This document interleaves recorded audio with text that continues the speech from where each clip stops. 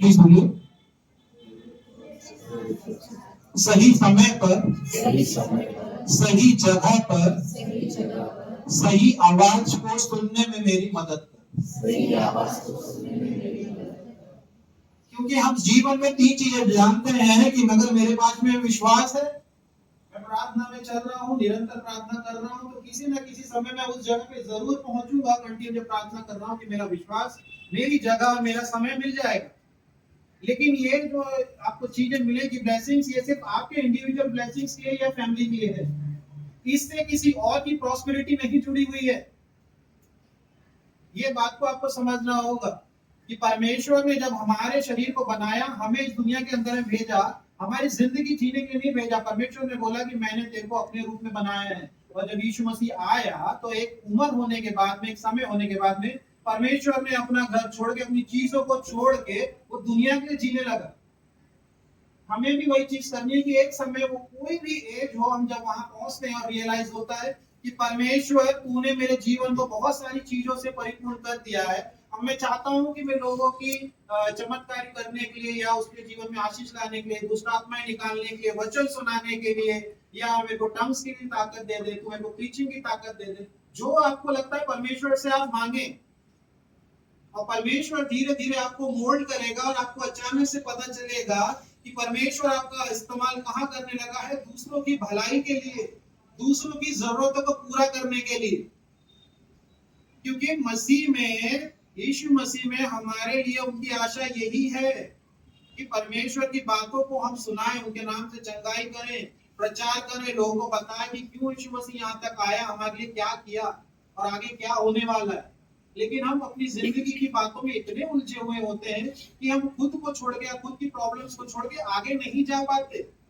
और जिस दिन हम अपना अंगीकार करते हैं कि परमेश्वर, ये मेरा जीवन जो है, ये मैं तेरे लिए इस्तेमाल करना चाहता हूँ, परमेश्वर आपको हेड बना देगा। उसके बाद आप कोई भी प्रार्थना को मांगिए, आपकी इच्छाएं और आपकी जरूरत अपने आप पूरी होगी। क्योंकि वचन कहता है कि पहले तू मेरे स्वर्ग और राज्य की खोज कर, उन चीजों को देख, और उसके बाद मैं तेरे लिए क्या करता हूँ। लेकिन हम हमेशा उल्टा करते हैं।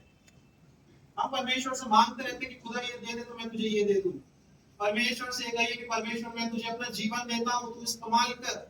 क्योंकि हम नहीं जानते कि परमेश्वर ने हमारे को किस लिए चुना है।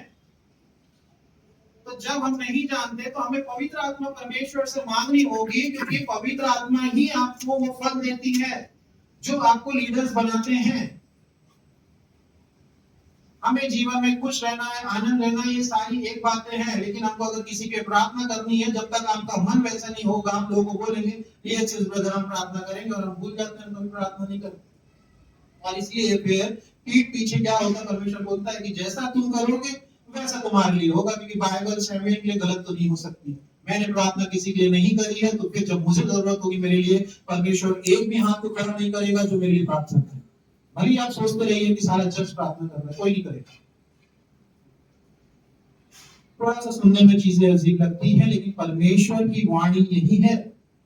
परमेश्वर इतना ज्यादा बड़ा है कि जिन इजराइलियों को वहां से छुड़ा के लेके आया, वहां से उनकी गलती के कारण 40 वर्ष तक वो वहीं घूमते रहे। और हमको अगर लाइफ में वेटिंग पीरियड आया तो हम डर जाते हैं कि अरे क्या होने वाला है। जब तक आपके जीवन की कुछ बातें चल रही है, परमेश्वर उससे डिफरेंस नहीं रखता। वो आपकी जरूरतों को, जीने लायक सारी चीजों को, इसलिए परमेश्वर ने सिखाया कि दिन भर की रोटी तो आज हमें दे, कल की चिंता मत कर, आज की जो चीजें मैं तेरे को प्रोवाइड कर दूंगा।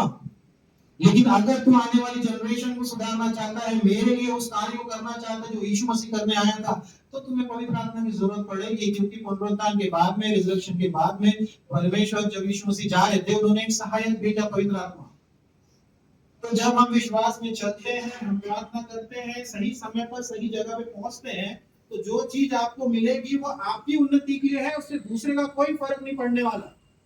अगर आप सही जगह पे पहुंच के प्रार्थना कर रहे हैं, तो उससे जो ब्लेसिंग्स आएगी वो पर्टिकुलर उस इंसान के लिए, उसके परिवार के, उसके खानदान के लिए आती है। क्योंकि जिंदगी में कभी ऐसा नहीं होता कि हम किसी प्रार्थना को लगातार किसी और के लिए मांग रहे हैं।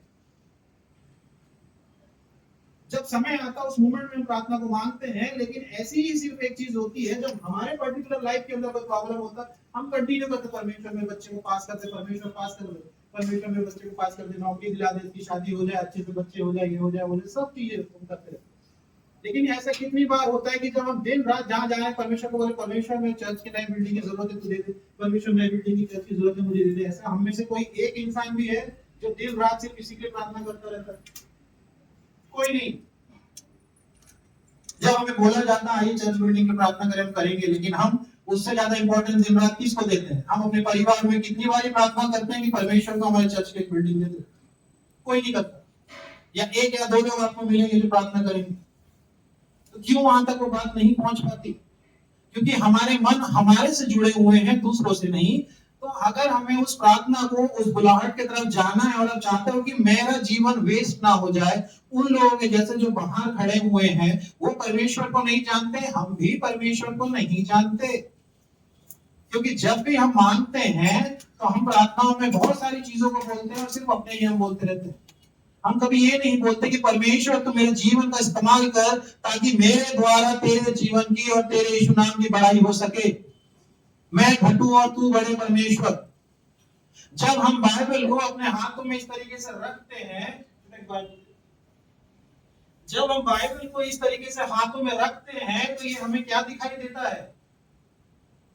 ये हमें नोहा का आर्क दिखाई देता है। ये वो वेदी है, ये वो वचन है जो वाचा है, जहां पे जब दुनिया के अंदर में पानी भरता रहा, एक बूंद पानी मूसा के उस आग के अंदर नहीं गया, क्योंकि उसके अंदर में वचन से दरवाजा बंद किया गया था। जब हम परमेश्वर को अपने हाथों में इस तरीके से उठा लेते हैं तो मैं परमेश्वर से मांग रहा हूं और परमेश्वर मेरे हाथ को कैसे कर देता है? ऐसे कर देता है कि अब मेरे हाथ मांगने वाले नहीं होते, मेरे हाथ देने वाले होते हैं। क्योंकि मैंने वचन को समझा कि जितने भी लोग आए थे, जब मूसा ने हाथ में किया तब मूसा ने सिर्फ अपनी जनरेशन को नहीं, उन जो जानवर थे उनके भी जनरेशन को सेव कर दिया था। परमेश्वर चाहता है कि हम आशीष सिर्फ हमारी जनरेशन में नहीं, यहाँ जितने बैठे उन सबकी जनरेशन में वो ब्लेसिंग्स आनी चाहिए। तो अब से जब भी आप प्रार्थना करें तो एक चीज को करें कि पूरे विश्वास के साथ, सही समय पर, सही जगह पर आपको बोलना है कि परमेश्वर अपनी आवाज को मुझे सुना। ठीक है? और इसमें सिर्फ 3 चीजें हैं कि जब हमको आवाज को सुनना है तो हमें कैसा रहना होगा? अगर किसी आवाज को सुनना है तो बोलते रहना होगा कि शांत रहना होगा? और परमेश्वर ने सिर्फ इसलिए कहा है be still and know that I am God, लेकिन हम सोचते हैं मेरी एग्जाम आ रही, बी स्टिल। परमेश्वर सब जानता है। अरे भाई, परमेश्वर ने ये नहीं कहा है बी स्टिल, कहीं भी खड़े हो जाओ, सामने शेर आया, बी स्टिल। अरे आ जाएगा शेर, बिकॉज यू डोंट नो शेर प्रार्थना करके ना आया हो। मैं हमेशा मेरे दोस्तों को बोलता हूँ कि किसने पहले प्रार्थना करी उसकी प्रार्थना सुन ली जाती है। अगर शेर ने तुमसे पहले प्रार्थना कर ली कि दिन भर की रोटी परमेश्वर दे और तुम पहुंच गए तो हो गया। फिर आप चीजों को इस तरीके से आप समझिए कि अगर मेरे को परमेश्वर की आवाज को सुनना है तो मुझे प्रार्थना के समय में ज्यादा नहीं बोलना है, क्योंकि यीशु मसीह ने कहा है कि तुम ज्यादा बड़बड़ मत करो, चुपचाप से कोई कोठरी में जाओ, उस दरवाजे को बंद करो और मैं जो तुमसे कहना चाहता हूं उसको सुनो। लेकिन हम क्या करते हैं? लोगों को दिखाने के लिए बड़ी बड़ी प्रार्थनाएं करते हैं। परमेश्वर एक छोटी सी 2 लाइन की प्रार्थना से खुश हो जाता है, क्योंकि परमेश्वर हमसे ज्यादा जानता है कि कल तुम्हें किस चीज की जरूरत होगी। परमेश्वर को मालूम है कल शहर की ट्रेन छूटने वाली है और उसको ओला की जरूरत पड़ेगी, परमेश्वर उसका इंतजाम करके रखेगा किसी ओला का। लेकिन हमारे लिए तो कल जब हम पहुंचेंगे, लेट होंगे और जब ट्रेन छूटेगी तब हम परमेश्वर से प्रार्थना करेंगे परमेश्वर ट्रेन छूट गई। लेकिन परमेश्वर को पहले से पता था कि ट्रेन छूटने वाली है, क्योंकि हमेशा की तरह हम लेट होने वाले हैं। परमेश्वर को पहले से पता था शमौन जो पतरस कहलाता है वो क्या करेगा? मेरे नाम से 3 बार मुकर जाएगा। लेकिन फिर भी परमेश्वर ने उसको पहला चेला बनाया। क्यों?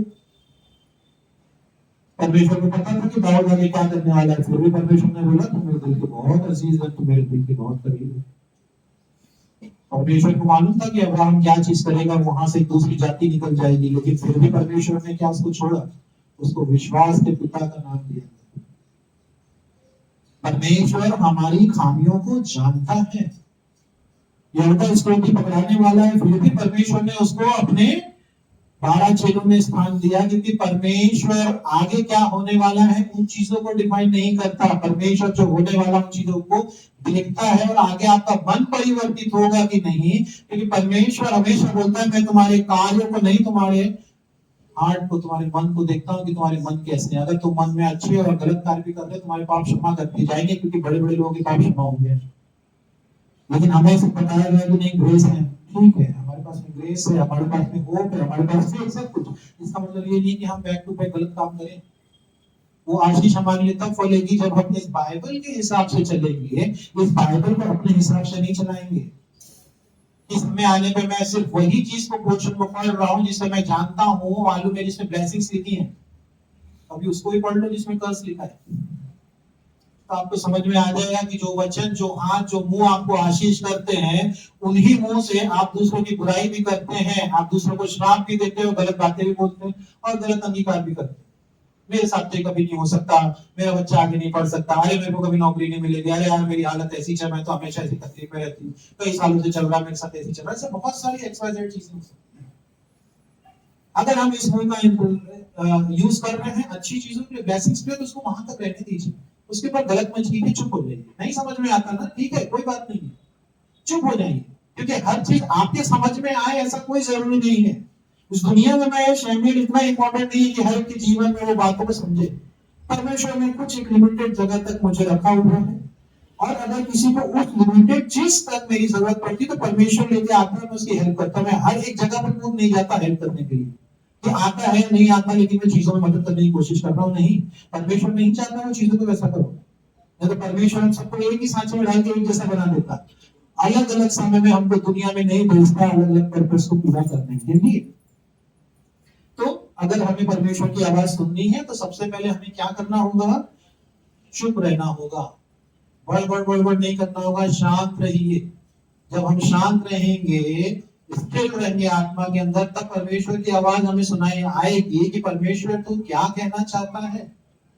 दूसरी जो चीज है कि परमेश्वर ने आपको अगर कोई चीज सुनाई आ गई कि भाई तू ये कर, लेकिन फिर सेकंड चीज आपके पास में क्या परमेश्वर से मांगना है? सेकंड चीज है बुद्धि, ज्ञान और समझ दे, कि तेरे उन भेद की बातों को, तेरी आवाज को मैं समझ सकूं। नहीं तो हमें लगेगा अरे पड़ोसी वाला शायद कुछ बोल रहा है, पता नहीं किसकी आवाज आई, शायद कोई से कुछ आई होगी आवाज, और परमेश्वर चिल्ला के बोल रहा है भाई गुड शेर है, भाई गुड शेर है, नहीं पता नहीं कौन कुछ बोल रहा है।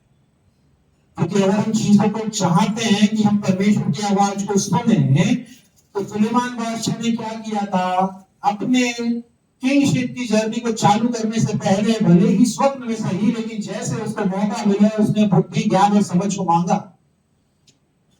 हम हमेशा फॉलो करें उन चीजों को जो परमेश्वर के सबसे करीब थे, और ऐसी चीजों को हम जिंदगी में फॉलो करें। हम क्लास में जो फर्स्ट आता है उसको फॉलो करते, कि जो फेल हो गया उस पर एनालिसिस करते कि ये फेल कैसे हुआ, मैं तो भी। हम हमेशा उन चीजों को प्रोसेस में लाते हैं या उन चीजों की तरफ फॉलो करते हैं जो बेस्ट होती है, क्योंकि हम हमारे जीवन में बेस्ट चीज चाहते हैं। या कोई किसी गरीब इंसान को फॉलो नहीं करता, सब अमीर को फॉलो करते हैं। या कोई अनपढ़ को फॉलो नहीं करता, सब पढ़े लिखों को फॉलो करते हैं। क्यों? क्योंकि हमें लगता है कि वो जो स्थान तक पहुंचा है, वो कुछ एक ऐसी चीज को जानता है जो मैं नहीं जानता, और अगर मैं जान जाऊंगा तो मैं भी वहां तक पहुंच जाऊंगा। और हम फिर उस इंसान के पीछे इस तरह से लग जाते हैं जैसे वही मेरा खुदा है, कि मैं ही तू मेरी चीजों को बता दे। हम ये भूल जाते हैं कि देने वाला परमेश्वर है और लेने वाला भी परमेश्वर है। हमको मांगना सिर्फ उससे है, हमारे हाथ सिर्फ उसके सामने झुकने चाहिए, क्योंकि जब हमारे हाथ उसके सामने जुड़ते हैं तो वो हमारे हाथों को खोल के उल्टा कर देता है, कि अब हमारे हाथ मांगने वाले नहीं बल्कि देने वाले बन जाते हैं। इसलिए हमेशा आप सबसे पहले जब भी मांगे तो परमेश्वर से क्या मांगे? ऐसी जबान को मांगे जिसके में परमेश्वर कहता है वचन के अंदर में, कोई पढ़ दे प्रोवर्ब्स 18:21।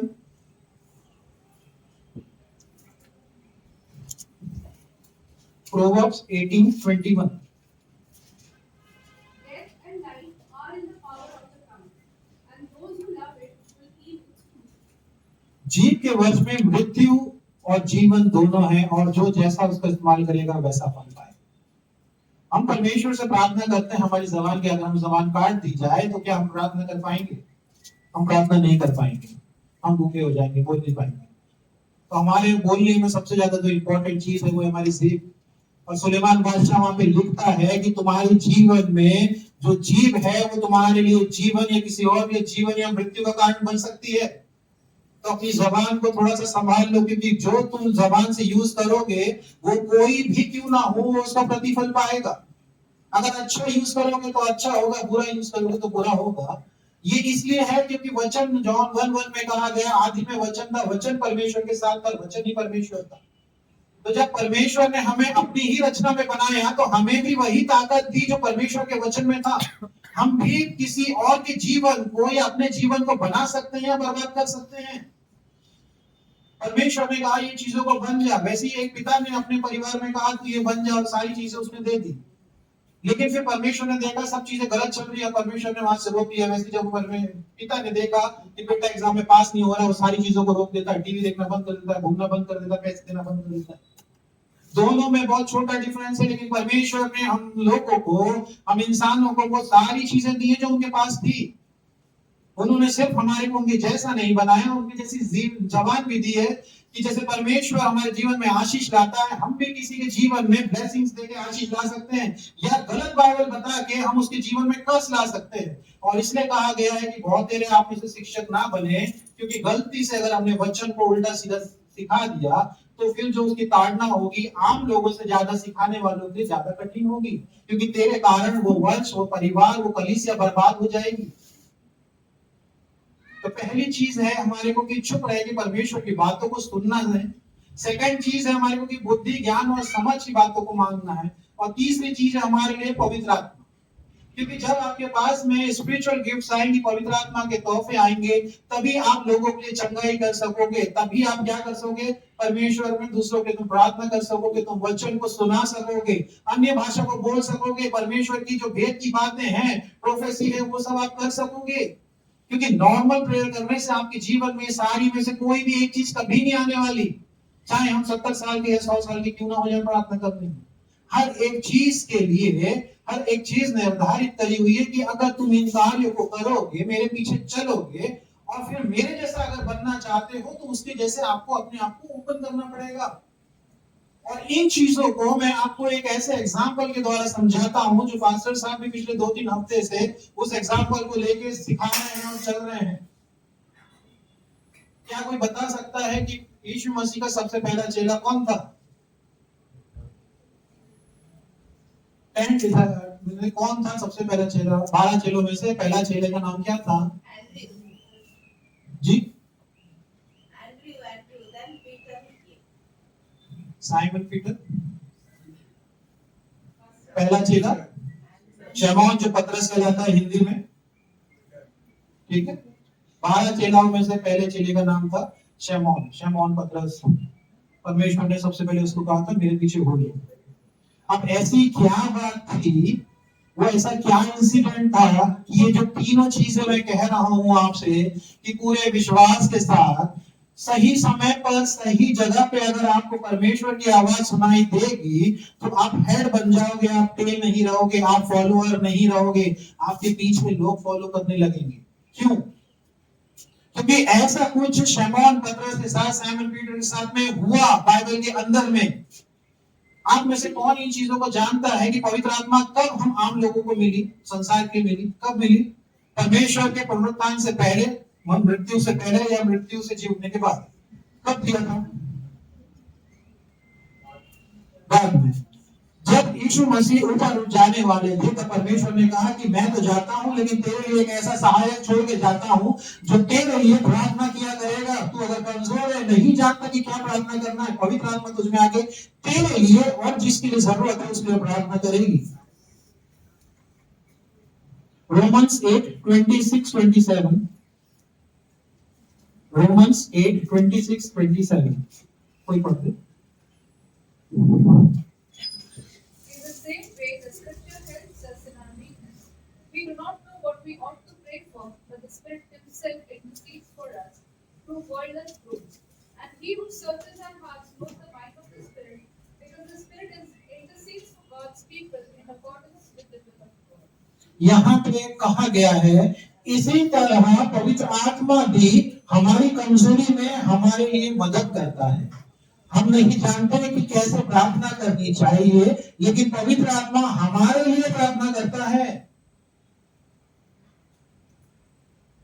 हमें क्या किसी इंसान की जरूरत है कि कोई हमारे लिए प्रार्थना करे? अगर पवित्र आत्मा हमारे लिए प्रार्थना कर रहा है तो, अगर परमेश्वर स्वयं हमारे लिए प्रार्थना कर रहा है तो क्या मुझे किसी इंसान की प्रार्थना की जरूरत है? लेकिन उस चीज के लिए आपको परमेश्वर को बोलना होगा कि खुदा तू मुझे वो पवित्र आत्मा दे, क्योंकि जब पवित्र आत्मा मिलती है तो पर्सनल ग्रोथ के साथ में आपके साथ में क्या होता है, आप इस तरीके से बढ़ते हो कि आप दूसरे लोगों के जीवन में आप ब्लेसिंग्स लेके आते हो। और आगे लिखा है, लेकिन पवित्र आत्मा हमारे लिए प्रार्थना करता है जैसा कि वह जानता है कि हमारे लिए क्या अच्छा है। परमेश्वर हमारे लिए जानता है क्या अच्छा है। पवित्र आत्मा जानता है हमारे लिए क्या अच्छा है। हम प्रार्थना नहीं कर सकते, कोई बात नहीं, पवित्र आत्मा आपके लिए प्रार्थना करेगा। पवित्र आत्मा लुइसा के लिए, इसराइल के लिए, शैमुएल के लिए, XYZ लोगों के लिए प्रार्थना करेगा। आप नहीं जानते कैसे बोलना है, कोई बात नहीं है, पवित्र आत्मा आपको बताएगा कि क्या बोलना है, कैसे चलना है, कैसे क्या करना है। हम कई बार चीजों को चलते हैं, फेल हो जाते हैं, भले ही हम कई सालों से कर रहे हैं, उसका मकसद सिर्फ यही है कि हम पवित्र आत्मा की आवाज को नहीं सुनते या हम सुनना ही नहीं चाहते। पिछले 2-3 हफ्ते से हम देख रहे हैं कि पास्टर साहब ने हमें बताया है मछली पकड़ने के बारे में, बराबर। अब जब शमूएल पतरस मछली पकड़ रहा था, पूरे बाइबल के अंदर में से कौन इस चीज को बोल सकता है कि इस बाइबल के अंदर में कुछ बातें ऐसी ही लिख दी गई हैं सिर्फ पेजेस भरने के लिए? कोई है? कोई भी ऐसा इंसान है जो बोलेगा कि नहीं है? सिर्फ एक, और पूरी बाइबल के अंदर में सिर्फ एक ऐसा इंसिडेंट हुआ है शमूएल पतरस के साथ में, साइमन पीटर के साथ में, यीशु मसीह का, जो एग्जैक्टली रिप्लिका है जो 2 बार हुआ है मछली को पकड़ने से। पर दोनों में बहुत बड़ा डिफरेंस है। लूक 5, कोई 1, 2, 3, 4 वचन तक पढ़ दे।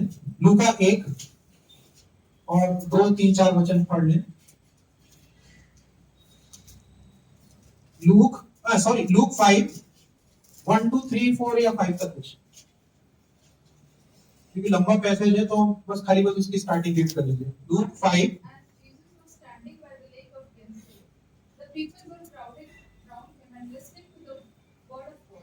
He saw at the water's edge 2 boats, left there by the fishermen, who were washing their nets. He got into one of the boats, the one belonging to Simon, and asked him to put out a little from the shore. Put out a little from the shore. Then he sat down and taught the people from the boat. When he had finished speaking, he said to Simon, "Put out into deep water and let down the nets for a catch." Simon answered, "Master, we have worked hard all night and haven't caught anything. But because you say so, I will let down the nets." When they had done so, they caught such a large number of fish that their nets began to break. Okay. और अब हमने ये चीज को पढ़ा और इस चीज को हम हर बार देख रहे हैं। पिछले 2-3 हफ्ते में से हमने इसी से रेफरेंस लेके चीजों को देखा हुआ है, ठीक है, कि यीशु मसीह कारपेंटर है, लेकिन कारपेंटर वो जो है वो फिशरमैन को बता रहा है चीजों को, बट उसको वो चीज नहीं लगती, वो बातों को सुनता है।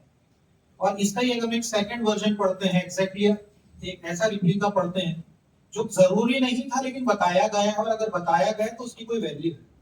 हम पढ़ेंगे जॉन 21 फर्स्ट।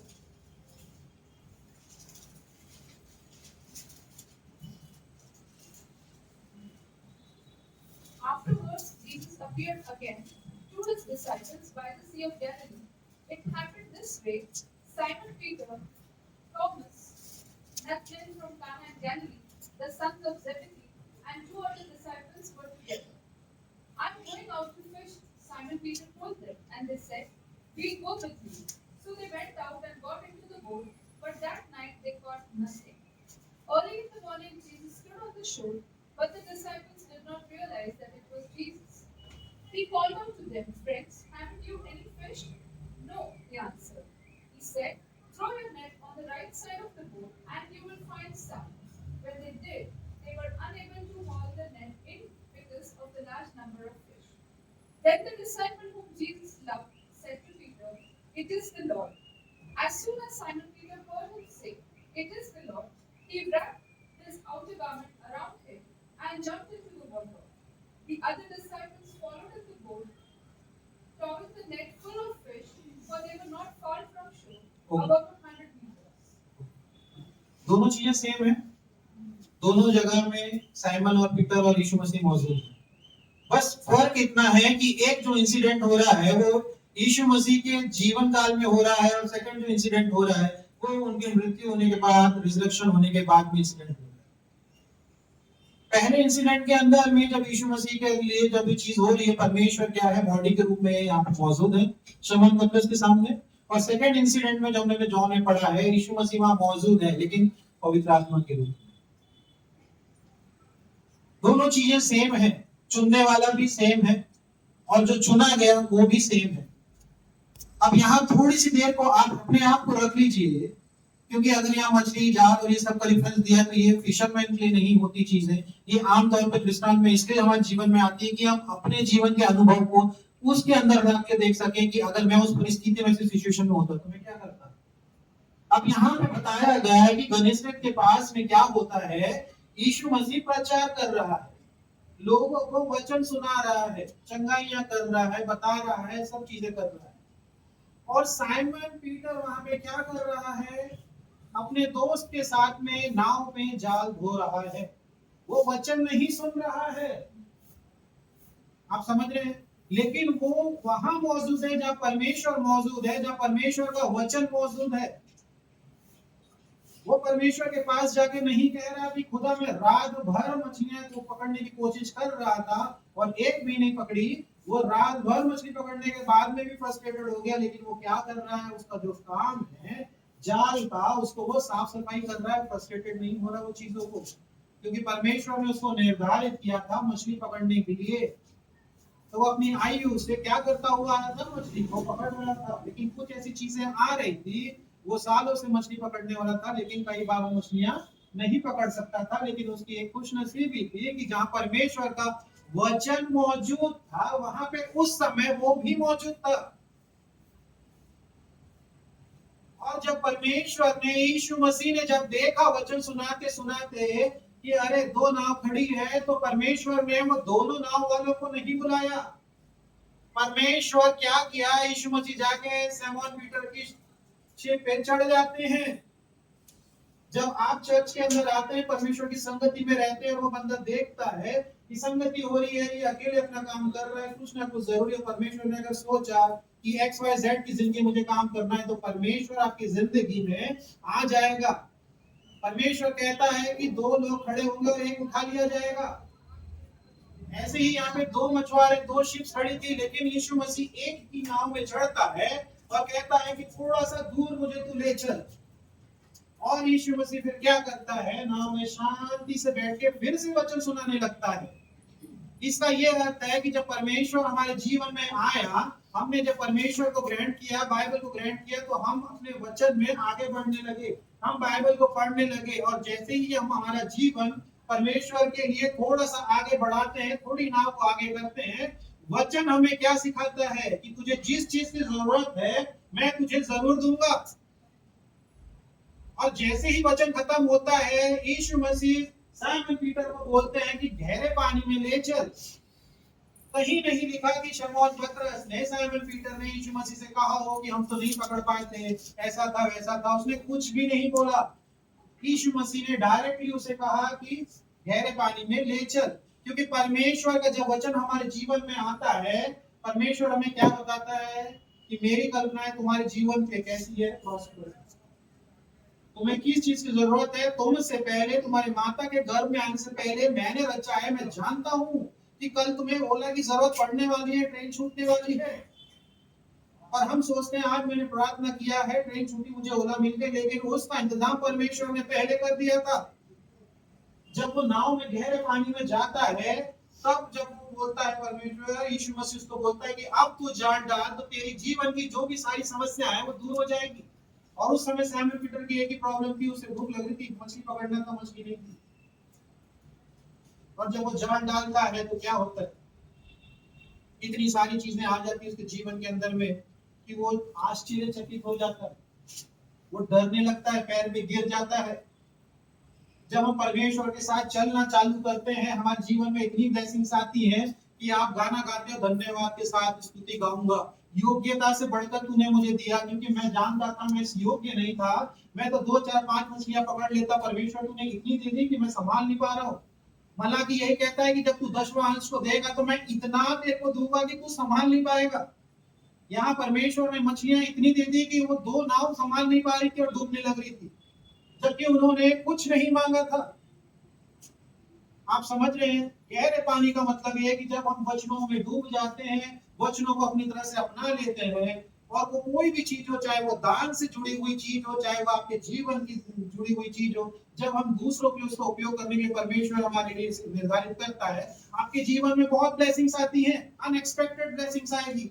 हर काम आपके पूरे होने लगेंगे। क्यों? क्योंकि आप अगर सोच के देखें कि आपने परमेश्वर के थोड़ा सा समय प्रार्थना में दिया था, या उसके वचनों को सुना था, या किसी की मदद कर दी थी, गलती से किसी के लिए प्रार्थना कर दिया था।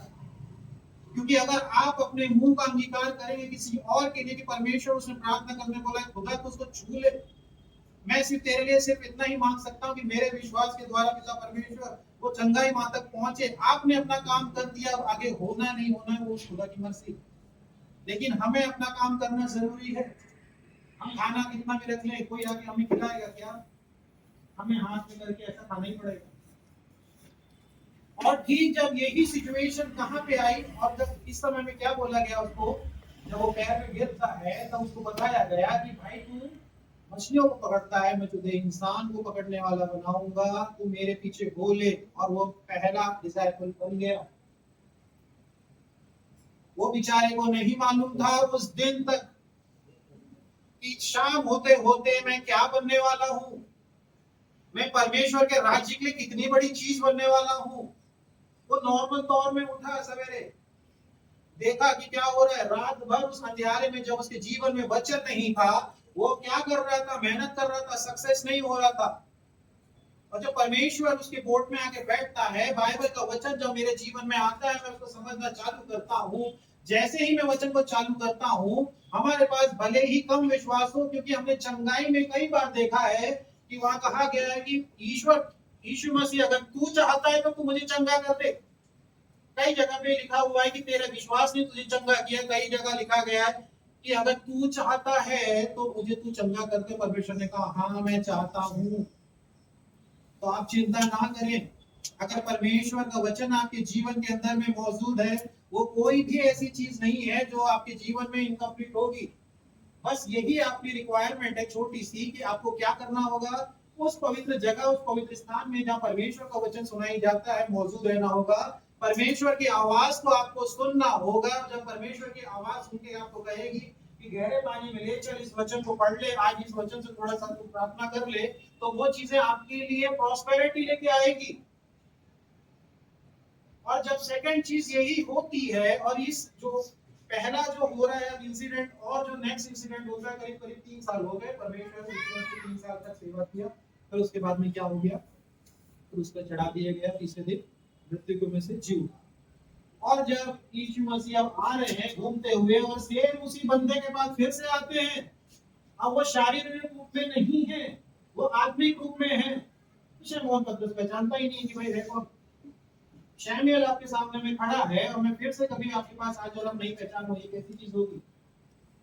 बाइबल में कहता है कि वो नंगा खड़ा था, उसने यीशु मसीह को नहीं देखा, और वो नाव पे सारी रात क्या कर रहे थे, वो और उसके मित्र नाव पकड़ रहे थे। सेम सिचुएशन है, रात थी, लेकिन क्या हुआ, पकड़ पाए।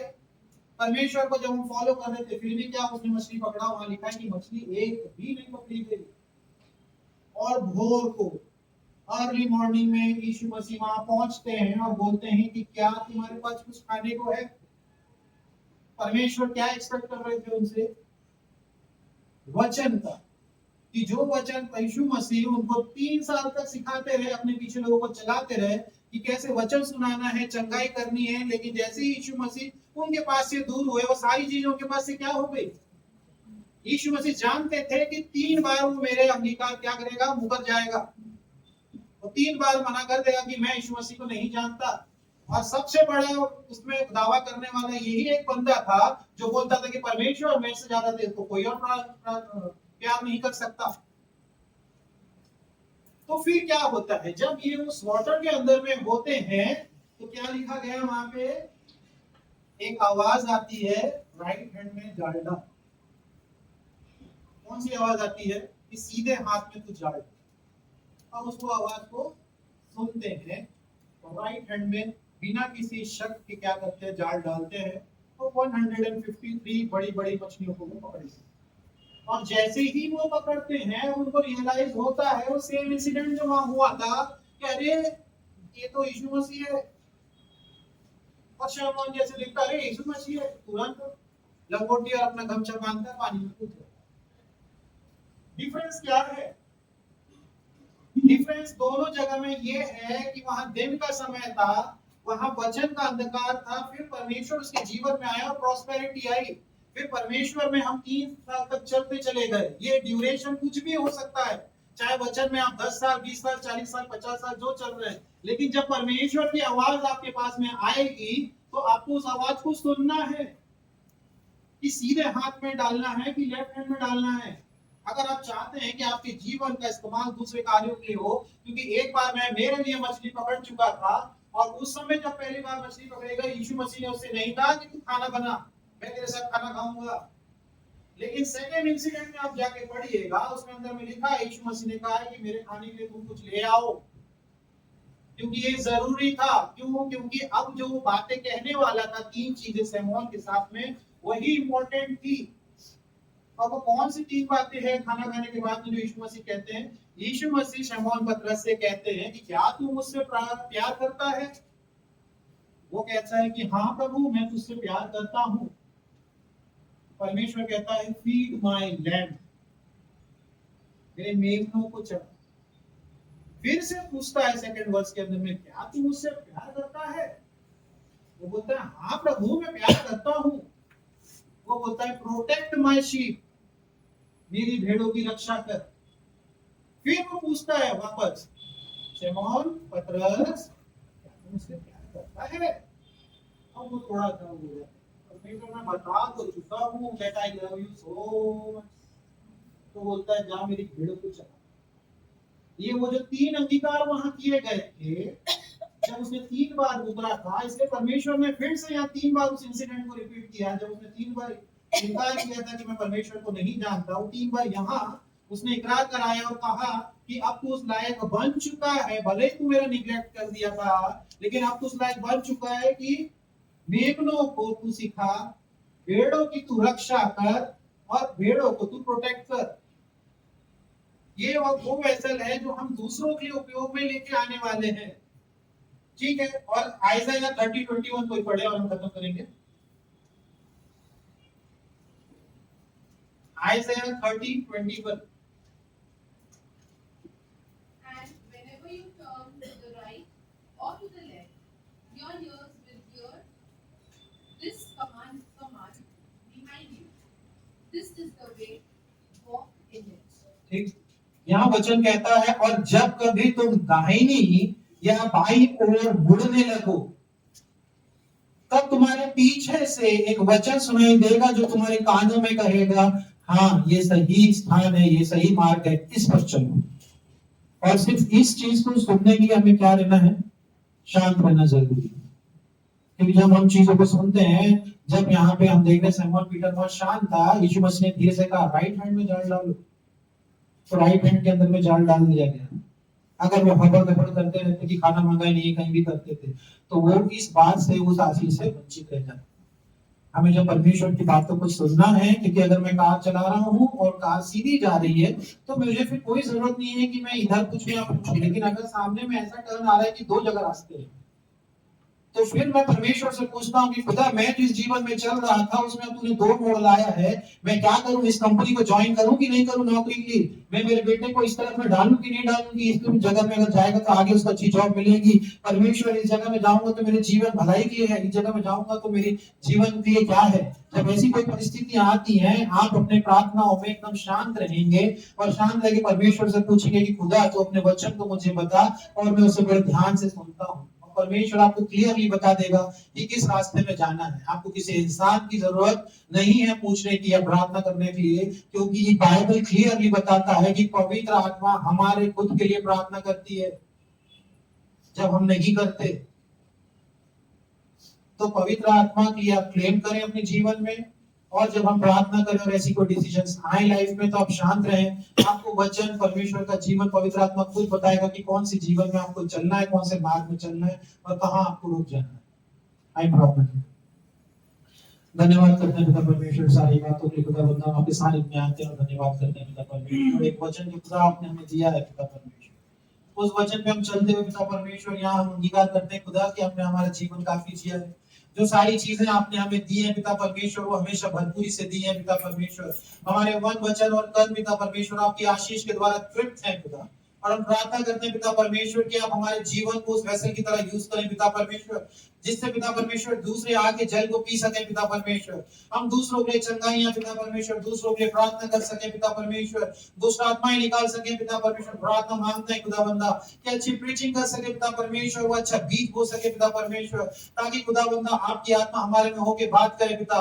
हम सिर्फ वचन को बोलने वाले नहीं हो पिता परमेश्वर, लेकिन वचन पिता परमेश्वर हमारे शरीर के अंदर से निकलकर दूसरों तक पहुंचे पिता, ताकि जो आशीष आपने हमारे लिए रखी हुई है खुदा बंदा वो हमसे कोई छीन ना पाए पिता परमेश्वर। हम सिर्फ उन स्थानों पे स्थिर खड़े रहे पिता परमेश्वर जहां हमसे बोलना चाहते हैं। बाकी जगहों में पिता परमेश्वर आप हमें कार्यरत रखिए खुदा, क्योंकि हम हमारे जीवन को वेस्ट नहीं करना चाहते पिता परमेश्वर। ये बहुत बहुमूल्य जीवन है पिता परमेश्वर, इसका औरों के भलाई के लिए पिता परमेश्वर हमारे जीवन का इस्तेमाल कीजिए। आने वाली सभी चीजों को, सभी बातों को अपने हाथ में सौंपते, आने वाले दिन को आपके हाथ में सौंपते पिता परमेश्वर। सही सलामत लेके जाए, फिर से एक बार सही सलामत लेके यीशु मसीह के मीठे नाम से मांगते हैं, सुनिए और कबूल कीजिए।